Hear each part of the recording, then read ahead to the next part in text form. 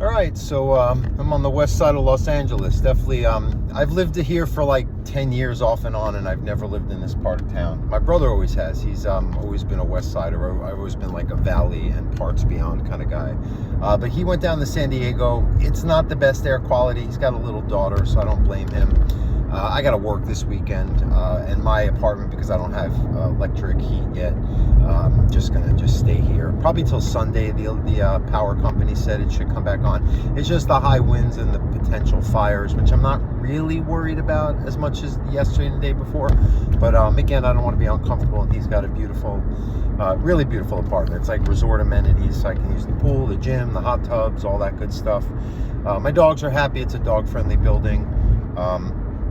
So that's where I'm at. I make these videos. I mean, people lost so much. I have a few clients. Factually, I know that they lost their home and obviously everything. I mean, I can't imagine the amount of things that you have. Your sentimental things. You can't collect it all, right? And then probably I'll find out some more did as well. So I had a few reschedules just because they got to deal with that for the next, time being, and we'll get back to training when things are better. And also the air quality. So tomorrow I have a couple in the afternoon. They're indoor sessions, and then Sunday morning we have a group scheduled, but I'm gonna just play it by ear and see how tomorrow around the afternoon how that goes. But I make these videos just so people who know me personally, any clients interested who like know me from other places, see that I'm okay. My dogs are okay. They're priority. They come with me everywhere. Actually, Sue's in the back, but Minnie's in my brother's house, but it's safe there. I don't worry about leaving her there.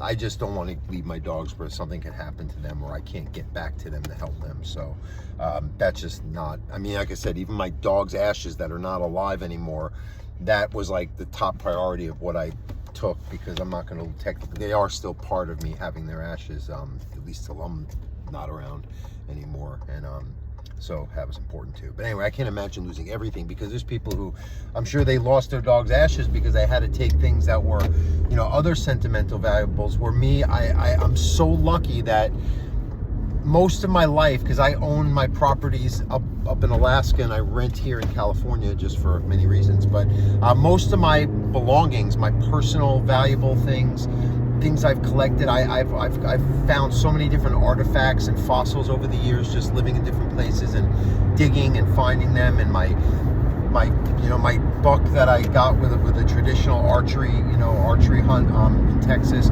that's all so important to me. Pictures still that I didn't bring down here. They're all safely put away in my shed on one of my properties in Alaska, which I was worried of being there, right? But that's like, I have a lot less worry of it there, and even just like theft and all that. Like if I had to evacuate a house and now I got to worry about someone breaking in and taking something that's so important to me, all that stuff I don't have to worry about. So I really feel for people that had terrible things they lost. I'm not gonna virtue signal and get all, it's horrible. It's just terrible. Money or not, I've seen people say disgusting things about some of these people. Well, they have money.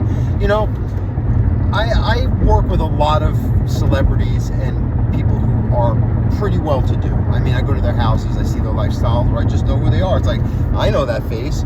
And a lot of them are pretty nice people, pretty kind, pretty self-aware, and a good portion of them made their money doing the right thing by people and sacrificing themselves for a lot of years to get a payback down the road, which many people aren't willing to do. So again, I'm sure there's some terrible people, but really everyone who lost something there should be compassion.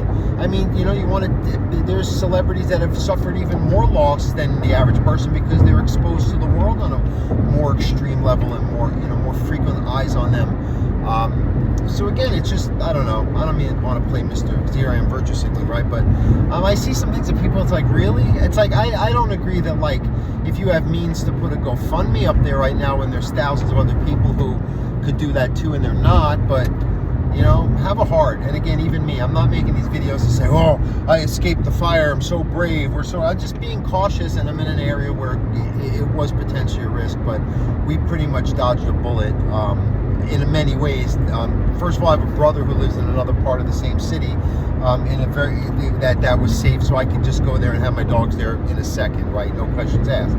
again, my most valuable belongings, other than my dog's ashes that come with me everywhere if I'm going to travel somewhere for long, not short, but I'm down in California for like over a year recently. So these are things that are going to come with me. But other than that, all my other stuff is at, you know, up in Alaska. So I'm glad, you know, fortunate. But any people text me, they see that I don't make videos all day long about it. I'm fine, just a little bit ashy in the air here. I'm staying at my brother's. His place is safe and sound. I get the whole spread to myself because they went down to San Diego. He's safe and sound. He's doing well. And I'm going to be working, training dogs tomorrow. So I'm excited to get back to work because that's what I'm happiest doing. Okay, have a good night.